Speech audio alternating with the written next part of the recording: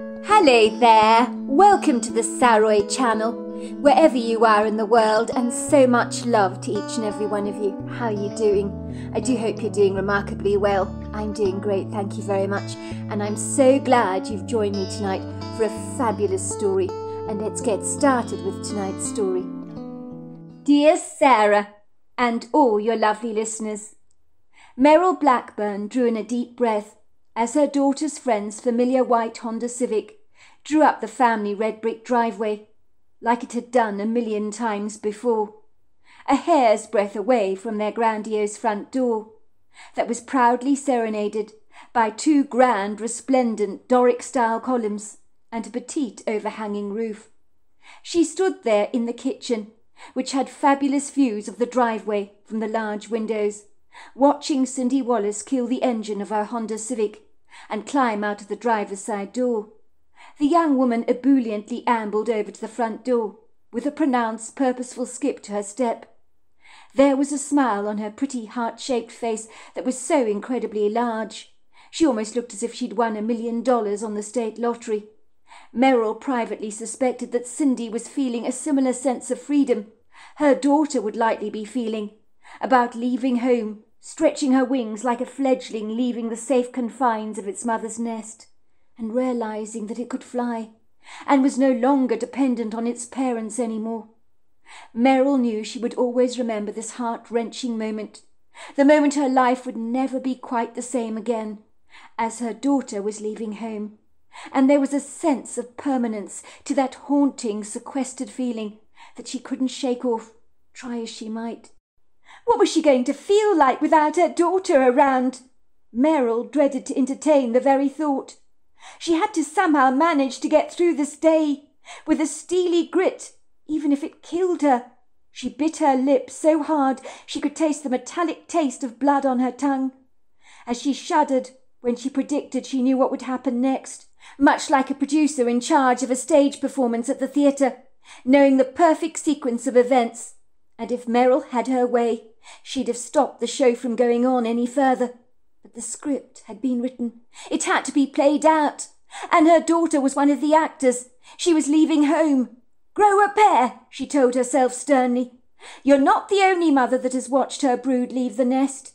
Nor will you be the last. So accept it with grace. There are worse things that could happen. Meryl did not think there were worse things that could happen. But she'd soon find that her daughter leaving home would be the easy part of this day. "Cindy's here, Mum!" her daughter cried out. "She's here!" Her daughter's voice echoed through the house like a resounding bell, and was almost as annoying to Meryl as Cindy Wallace's grating, self-satisfied, rather smug smile. There was excitement in her daughter's voice, and a spirited enthusiasm that Meryl found cloying. It made her throat constrict tightly. She felt as if all the breath had been sucked out of her. She really did want to be happy for her daughter, but knowing that her daughter was leaving home to go to college in Boston was not something that she was digesting very comfortably.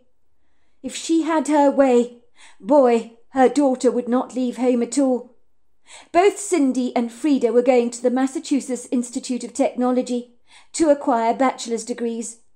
It would mean that Meryl's home in Georgia would feel like an empty vacuum without her daughter's spirited presence around, that had brought a bright, sunny energy into her home.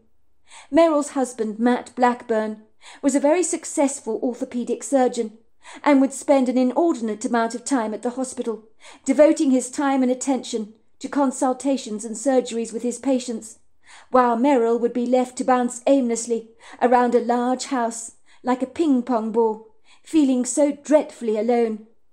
Meryl and her husband Matt had moved to this beautiful house in the Georgian countryside over 20 long years ago to begin their lives as a married couple. But where had the time got to? It felt as if it had evaporated as fast as the steam from a kettle or the wistful smoke from a chimney. It seemed like only the other day, when Meryl and her husband Matt had first laid eyes on this prepossessing red-bricked English country-style Georgian farmhouse, with its rigid symmetry and its hip roof and dormers, along with its traditional 18th-century double-hung windows and its stunning front yard with rambling roses and wistfully romantic flower beds ablaze with a tangled higgledy-piggledy mess of blossoming colours that reminded you of an old English country garden, caught up in a poetry of enchantment. The prepossessing farmhouse Marden Hall had once belonged to an old English Earl, who had purchased a sizable plot of land in the 18th century when he arrived in America to marry his American sweetheart.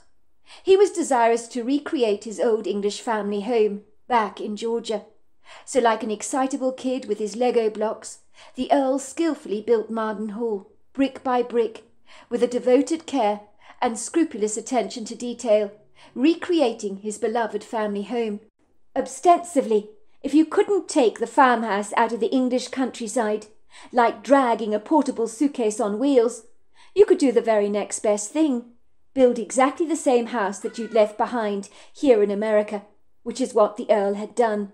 And his successful influence in the area was so pronounced that many other wealthy locals who loved the prestige of Marden Hall had copied the Earl's stunning home. Back in the 18th century, the Earl and his wife had over 8 children together. 2 of the couple's sons at age 10 and 8 had unfortunately died of the smallpox, and the Earl's little daughter Lacey Stanhope had drowned in the creek on their property. So the Stanhope family had experienced their fair share of grief, not uncommon for the time, when it wasn't unusual for people to die of ailments that have now been wiped out in the 21st century. But despite their obvious grief that the couple suffered, it would seem the large red-bricked family farmhouse was like a honeyed hive of happy memories. The impression of Marden Hall, nurtured from its historic bygone roots, embodied a happy congenial energy, which had indelibly imprinted itself on every loving brick that had been laid on these solid foundations by the late Earl himself. It meant that over the years Marden Hall had been sumptuously cosy and elegantly inviting. So for Meryl and her husband Matt, it had been the quintessential perfect place to raise their beloved, most cherished daughter Frida. When Frida was a little girl, she had enjoyed playing with an imaginary friend called Lacey. Meryl had clandestinely wondered if her daughter's friend had been imaginary after all, but the ghost of the Earl's little girl that had drowned in the creek in the 1800s. "Mammy," her daughter would say, "Lacey doesn't want to go to the creek 'cause the creek, it swallowed her up and ate her alive." It wasn't long before Meryl connected the dots, and such a startling revelation that her daughter was connecting with a ghost child had left her with the chills. It certainly explained the cold spots that were sometimes present in the house, the sense that you were being watched from time to time, and the curious sound of a ball rolling down the passage that was frequently heard when no one was there, and from time to time the family often heard the cheerful sound of children's laughter and the rush of tiny feet up and down the staircase. But it was so commonplace and routine at Marden Hall that for Meryl and her husband Matt, they had grown accustomed to these idiosyncratic happenings, which became the norm in their home, like getting used to the sounds of traffic when you moved to a busy, bustling city. Suffice to say, when Frida got older, her imaginary friend dissipated. But Meryl never forgot her daughter's vivid encounters with her ghostly friend. The Blackburns had tried to have more children, but it was clearly not meant to be, and Meryl had been acceptant of the serendipitous cards that fate had dealt out for her, for she had considered herself to have the perfect life. Little did she know before long her life would be stained with the unpleasant, ugly blemishes of a past that had the power to destroy the perfection that she and her husband had created for themselves over the years here at Marden Hall, and had the unfortunate potential to put a muddy blur over her husband's illustrious reputation as a fine orthopedic surgeon. Something far worse than their daughter Frida leaving home for college in Boston was about to unfold, something that Meryl Blackburn would never have envisaged possible in a month of Sundays. In the movies, maybe. In a novel, possibly. But in real life, absolutely not. But we all know that truth can be stranger than fiction, with the potential to be so incredulous you could actually say, not possible, that couldn't have happened. But I assure you, it did. Meryl considered herself a normal housewife, living a routinely normal life. But regretfully, the word normal would become outlandishly alien to her in the days that were soon to follow, that would throw her life haphazardly into the ether like a dice on a games board, so that the player of this game of life ultimately didn't know how the game would end. Would it be a win? Would it be a lose? You could never be certain. Meryl would do anything to save the life she loved from going down the plug hole, like the dirty water in the sink, and in the process would unearth a bizarre story that would make her resolutely straight hair decide to curl involuntarily. If you hadn't known any better, at a brief glance at Marden Hall, you could be forgiven for thinking you were in the heart of the Berkshire countryside in England, when you drove down that long, magnificent driveway, upholstered on every side by sumptuous eiderdowns of gloriously verdant pasture, being grazed happily by the frolicking black and bay horses that the Blackburns were privileged to own. Meryl herself was a fine horsewoman, but her husband Matt had never enjoyed the lack of control he felt on horseback, as like a surgeon with his instruments, he needed to be in control all the time. He was not happy with a horse dictating his movements, or even just spontaneously going with the flow, while the horse trotted down the long spiralling trails through the trees. Letting go was not Matt's kind of thing. He was an intense man who took things very seriously, which explained why he was an excellent surgeon. Relaxing was not something he was accomplished at doing. So it wasn't therefore surprising that as a passionate, ardent horse-lover and a keen rider, all 8 of the horses were under Meryl's studious charge, and during the day they were contained behind long stretches of wooden pole fencing that fringed the grazing pastures and congregations of tall, lofty trees, handsome and well-established. There were stunning stable blocks and outbuildings on a substantial parcel of enviably idyllic land. When Meryl Blackburn had seen the prepossessing red-bricked farmhouse Marden Hall for the very first time, she had turned around to her husband Matt and said, "We can't possibly afford this." Her husband had taken her hand in his and given it a reassuring squeeze. "I don't care if we can't afford this place," he said. "Come hell or high water, we're still going to buy it, even if I have to beg, borrow and steal." And buy it they did, because some things, Meryl would always say, are just meant to be, and are literally written in the stars. By all accounts, in the very beginning, buying the property had burnt a huge hole in their finances, but some sacrifices were well worth making, and this was a sacrifice the couple had never regretted, not even for a moment, especially when property prices had soared in value, and farmhouses like Marden Hall were becoming a buyer's dream. It would seem the cosy years they'd enjoyed together as a loving, devoted family, and all the good times that they had had at Marden Hall, had slipped by so fast, and now her daughter Frida was leaving home. It felt as if her life, as she had known it, was being thrown under the bus.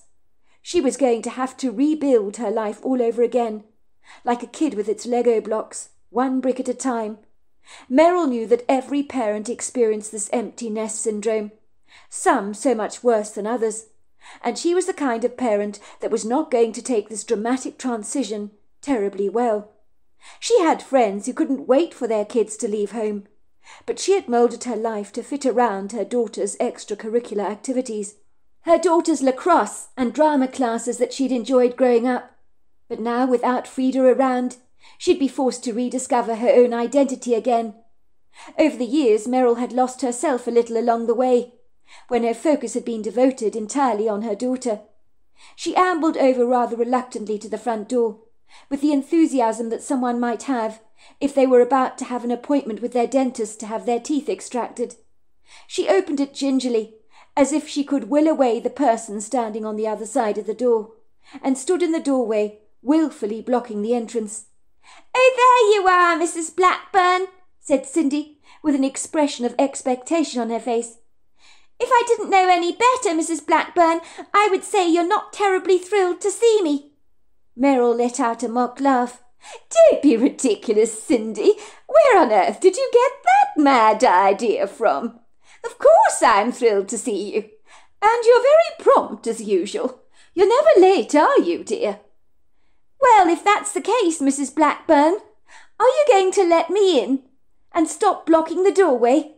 I'm sure Frida needs a hand with her luggage up there, and knowing Frida, she's probably packed everything apart from the kitchen sink. Only because the kitchen sink is too cumbersome to fit into her luggage," she chuckled. Meryl did not laugh at Cindy's joke, but politely stepped away to let her into the foyer. Cindy glanced up at the staircase and frowned.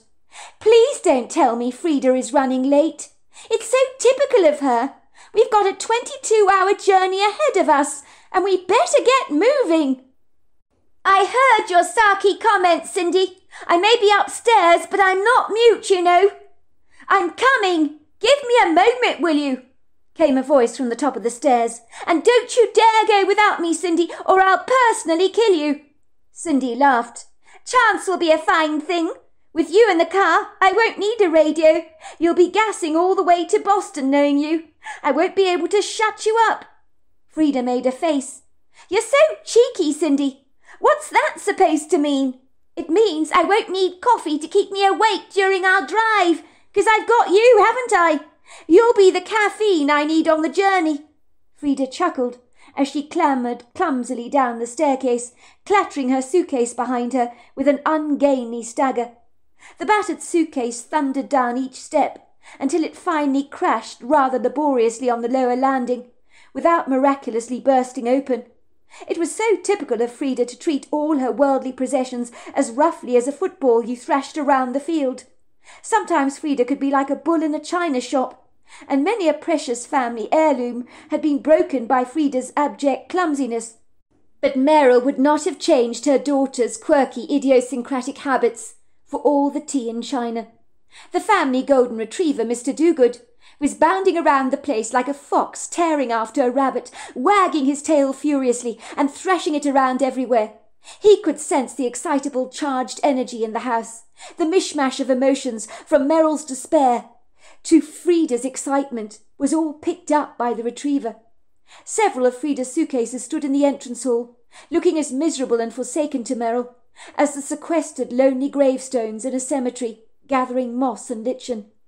Cindy began to drag them out one by one to the trunk of her car, where they were being carefully arranged so that everything fit perfectly, as Cindy liked everything to be perfect, much like Mr. Blackburn. Frida, on the other hand, would throw everything into the trunk if given the chance, and just hoped it fitted. Meryl stared at her daughter, as if viewing her for the very first time through a stranger's eyes. Her daughter had grown so much over the years. What had happened to the little girl with the tumble of cute, buoyant blonde curls, the chubby face with the dimples, the inquiring blue eyes that were always questioning everything, the little girl that had made her heart melt like chocolate all those years ago? She was now a young lady, with her short blonde ponytail bouncing behind her as she walked, her angular features and a scattering of freckles across the nose that she had inherited from Meryl. "Right, we're all done and dusted, ready to go," said Cindy, straightening her back, once the truck had been fastidiously packed. Frida looked at her mother sadly. "Ma'am, we're going to go. We've got a long journey ahead of us, I'm afraid." "But of course you must go, my dear. Who am I to stop you? But you must drive very safely, and phone me when you do get to Boston. I need to know you arrived safe and well." "You worry too much, Mum. I'll be fine, I promise, and the journey's pretty straightforward. It might be long, but it's relatively easy." Meryl wanted to grab Frida as quickly as she could and throw her into the house like a hamster that had escaped its cage, so that she didn't go to Boston and leave her alone at Marden Hall on her own. But instead Meryl stood there very stoically, her legs like concrete blocks completely anchored to one spot. Her eyes began to mist over with tears, which she fought back with a steely determination. She didn't want Frida to see how it tore her apart to see her go. As a mother she was expected to hold the fort. She couldn't fall apart in front of her own daughter. "Oh, Mum, look at you," said Frida, throwing her arm around her mother affectionately. "Don't look so dreadfully miserable. Goodness gracious me! I'm just going to Boston. I'm not going to the other end of the world, am I? You'll see me again, and you'll probably want to kick me out when I return. I'll be back, you know. I'm not leaving for good. So please don't look so pained. You make me feel bad about leaving." "But you are leaving," a voice whispered into Meryl's mind. "I know how it works. I did it myself when I was your age. I left home, went to college, and got married. And you'll do much the same, Frida. I know you will. Deny it all you like, but that is how the cookie crumbles." Of course, Frida didn't hear a word that she was thinking. Meryl held her daughter tightly in her arms, as if she was afraid to let her go. Finally her daughter pulled away, and Meryl watched her reluctantly climb into the passenger side seat of Cindy's white Honda Civic, with an apologetic expression on her face. "Goodbye, Mrs. Blackburn," said Cindy. "Don't look so worried. I'll keep an eye on your daughter. I won't let her do anything mischievous, I promise you." "I'll hold you to that, dear," said Meryl with a watery smile.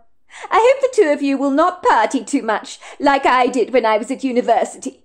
You both need to focus on your studies. And don't forget, Cindy, I'd like to remind you on your mother's behalf, you've got a scholarship, so you need to work twice as hard as my daughter." "You're right, Mrs. Blackburn," said Cindy soberly. Meryl nodded. "Good, I'm glad to hear it." Her throat was dry and scratchy as Cindy started up the engine, sounded her horn, and drove down the driveway until they were all gone and were like a faint blur on the horizon. Mr. Dogood stood by Meryl's side, the ever-devoted bundle of cream fur that would never ever leave her. He faithfully sat on his haunches, staring up at Meryl through his dark, soulful eyes that seemed to commiserate with her melancholia. Meryl dropped down onto the red brick driveway like an autumn leaf, and drew Mr. Dogood lovingly into her arms, burrowing her face into his silky, creamy fur. "Oh, she's gone, Mr. Dogood," she told her dog tenderly. "My daughter's gone, and I think she's left home for good, Mr. Dogood, don't you? I very much doubt she's coming back. She'll get married, have children, after she's been to college, and will only come to see me from time to time. It's you and me, Mr. Dogood, against the world." Mr. Dogood let out a couple of low-pitched barks, as if he was agreeing with her. Meryl chewed her lip awkwardly and steadily rose to her feet. She now felt so terribly alone. Her husband was in the hospital performing 3 or 4 surgeries. He hadn't managed to see off their daughter to university, and so she'd been stranded on her own, having to deal with the incredible loneliness she felt in the aftermath of her daughter's departure, that swept over her like a monsoon wind. Meryl knew what she needed to do. It was what she did every time in her life when she felt that loathsome sense of despair. Before long she'd saddled up her horse Cappuccino, and with Dogood bounding behind her, the 3 of them had gone for a ride down a local riding trail, where autumn leaves seemed to cascade along the paths like golden confetti. A cool breeze nuzzled her cheeks as Meryl trotted down the country paths, swaddled by trees on every side. A gentle sunlight trickled through the boughs of the trees and kissed her cheeks, but Meryl did not remember that ride. Her mind was so far away with her daughter. What she did remember, though, with a crystal-clear clarity, was the ominous knock of the cast-iron knocker of the front door when she'd returned home after her ride, and was bustling busily around her kitchen, making coffee for herself, as she decided she needed some caffeine to cast her out of her downcast state. The kitchen had begun to smell of coffee beans, along with the comforting scent of almonds from the croissant she was warming in the oven, and she could feel her abandoned appetite sweeping back when she realized how hungry she was. "Damn," she said under her breath, "I don't need visitors now. Whoever you are, just go away. Leave me alone, will you?"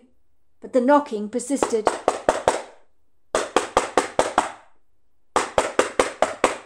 So Meryl removed her croissant from the oven and reluctantly abandoned her coffee. Mr. Dogood rambunctiously darted over to the front door, barking excitedly, wagging his tail, pacing up and down, as if restless because Meryl was taking her time to get to the door. She did not know who would be paying her a visit this early in the morning.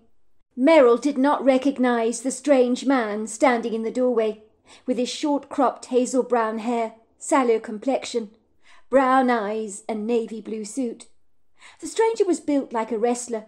His large biceps were practically bulging out of his suit, rather inappropriately. "I'm Detective Eric Wilder, with the Chattahoochee Sheriff's Office," he told her. "I'm looking for Matt Blackburn, please." "Matt is my husband, Detective, but he's not here," said Meryl gingerly. "Can I help you, by any chance?" "Do you know where I can find Mr. Blackburn?" said the detective, staring at Meryl, with a steely look in his eyes. "Well, he's had surgery this morning, Detective. 2 or 3, possibly. He works with the hospital, you know. He might be in his office right now. If you're lucky, you'll catch him. What is this about, Detective Wilder, if you don't mind my asking you? Did you know of a young man called Adam McFreese, Mrs. Blackburn? Did your husband, Matt, ever mention such a name to you in passing, I wonder? Meryl looked confounded for a moment. She had heard that name before. It rang a bell in her head, but she couldn't exactly remember where she remembered that name from. His name rings a bell, Detective, but I can't remember hearing it very recently. I can't place it exactly, but I've always been a bummer with names, I'm afraid. Should I know this person that you're speaking of? I understand he was your husband's very best friend, when your husband was in college. Oh, yes, I do remember Detective Wilder. Silly me. You must forgive me. I have a memory of a sieve sometimes. My husband, Matt, is always complaining about it. Unfortunately, my daughter is as scatty as I am, I'll have you know. 2 peas in a pod we are. Now let me think. Adam McFreese. Yes, he didn't disappear on a camping trip over 25 years ago, did he not? My husband told me that 5 of his male friends, all who were medical students at the time, were camping. They woke up in the morning to find that Adam McFreese had vanished into thin air. No one knew what became of him. The boys were questioned by the police at the time, and my husband Matt was a suspect because they were the very best of friends. But why, after all this time, are you bringing it up again, Detective? I thought they established that something had happened to Matt and they didn't know what it was and were acceptant of that. No one knew what became of him. Some suggested he might have been killed by a wild animal, or even abducted by a stranger. Your husband was a suspect in Adam McFreese's disappearance, Mrs. Blackburn. For very good reason, I'll have you know. I'm sure he must have told you all about the case in your marriage. Yes, he did, Detective, absolutely. I know everything. My husband tells me it all. We don't keep secrets from each other. It is dreadfully sad and tragic that Adam McFreese disappeared in the way that he did all those years ago. But I assure you, Detective Wilder, he had nothing to do with the disappearance of that young man. But is there something I should know, Detective? Because why are you here? It's not my place to say, Mrs. Blackburn. But as I said, thank you very much for your time. Maybe you should ask your husband about Tara Hewitt. I wonder if you know about her. I get the feeling he's not being completely forthright with you about that woman, but I'm sure he has his good reasons. Thank you for your help, Mrs. Blackburn. I'll see myself out, shall I? Meryl watched the detective leaving her property, her heart heavy. She wondered why on this day when her daughter had left home for college, that a detective was now seeking her husband out, concerning a missing persons case that occurred over 25 long years ago. Could this day get any worse? And why was this Detective Wilder now looking into this old case? Why was he so interested in her husband all of a sudden? She thought her husband's name had been cleared a long time ago. Now it seemed he was a suspect again. But why? This was proving to be an unpleasant day that was leaving a sour, bittersweet taste in her mouth. Meryl tried to remember what her husband had told her about his best friend Adam all those years ago. It was almost as if she was rolling back a tape recorder to when they first began dating. She had been 23 years old at the time. She remembered they'd been to a steak restaurant, eating delicious steaks together, served with blue cheese sauce, mashed potatoes and spinach. Matt had told her an extraordinarily provocative story that had shaken her to her core. They'd both been asking each other questions about the worst thing that had happened in their lives, as they had grown closer and wanted to know everything about each other, as couples invariably do. She had shrugged her shoulders nonchalantly, sawing into her steak with her sharp knife, chewing the tender, succulent meat that just melted into her mouth like butter. "You want to know about the worst day of my life, do you?" she had asked Matt tentatively. "I remember it as if it happened yesterday, even though I was terribly young at the time. For me it was the day my grandfather died. Well, his funeral, actually," she had told Matt, puckering up her brow in a painful recall. "It was such a tough time for us all, you know," she said. "I was very close to my grandfather, so when he died I didn't handle it terribly well. There was an open casket at his funeral, you know, which was possibly a bad idea. My grandfather looked incredibly peaceful. He looked like he was sleeping. I remember being angry with people for lying to me, most especially my parents. Why did they say he was dead when he was sleeping? He wasn't dead, I thought. Why wasn't anybody bothering to wake him up? I was 8 years old at the time, so I tried to wake up my grandfather, refusing to believe he was dead. I climbed into the casket, cuddled up to my grandfather, and upset quite a lot of people at that funeral by my actions. I embarrassed my parents most dreadfully. They kept telling me to get out of the casket, and I wouldn't listen. 'Your grandfather is dead,' my mother told me. 'Stop embarrassing us, Meryl. Everybody is looking at you. You're making a fool out of us.' My parents have always been stiff upper-lip people, you know. My behaviour aggrieved them most greatly. I was sobbing inconsolably, saying, 'Why won't someone wake him up?' I guess I refused to accept he was dead. I think I was dragged away, kicking and screaming. Someone gave me a sedative to calm me down, but it took me a long time to accept my grandfather's death. My parents were furious with me for climbing into that casket, but years later they saw the funny side of everything. I think being that much older, it amused them more." Matt had reached out to Meryl, squeezing her hand. "Sorry, I didn't mean to make you recall such a wretched event." "It's all right," Meryl had said. "So what was your worst day?" Matt had sighed loudly, wiping his mouth with a starched linen napkin, and swigging back a large gulp of red wine. "It was not just one day. It was a few days, actually. It was when I became a lead suspect in a missing persons investigation. The police interrogated all 4 of us. We were medical students. We had been on a camping weekend. One of the boys went missing. I was the one that piqued their interest and curiosity, because the young man that went missing was my very best friend." Meryl's eyes had grown as wide as saucers, as she stared at Matt incredulously. "You were a suspect in a missing persons investigation? That is crazy. Why?" she had asked, her eyes remaining focused on Matt. Matt took another swig of his wine. "This is good stuff, it is. It's always worthwhile ordering an expensive wine. It tastes very good. I can taste the woody notes in this." Meryl noticed his fingers were shaking. As he recalled the event, it seemed to distress him a lot, and she realized that this had not been an easy time in Matt's life, and her heart leapt out to him, as if she wanted to comfort him. "You don't have to tell me, Matt, if you don't want to. I can see the subject distresses you greatly. I can't imagine the stress of being a suspect in a missing persons investigation, and what it must feel like to be cast under a cloud or shadow of suspicion. When it is clear to me, you couldn't harm a fly even if you wanted to." So there we are. That is the end of part 1 of our story. Part 2 is tomorrow night. I look forward to you joining me then. Until next time, goodbye and good night.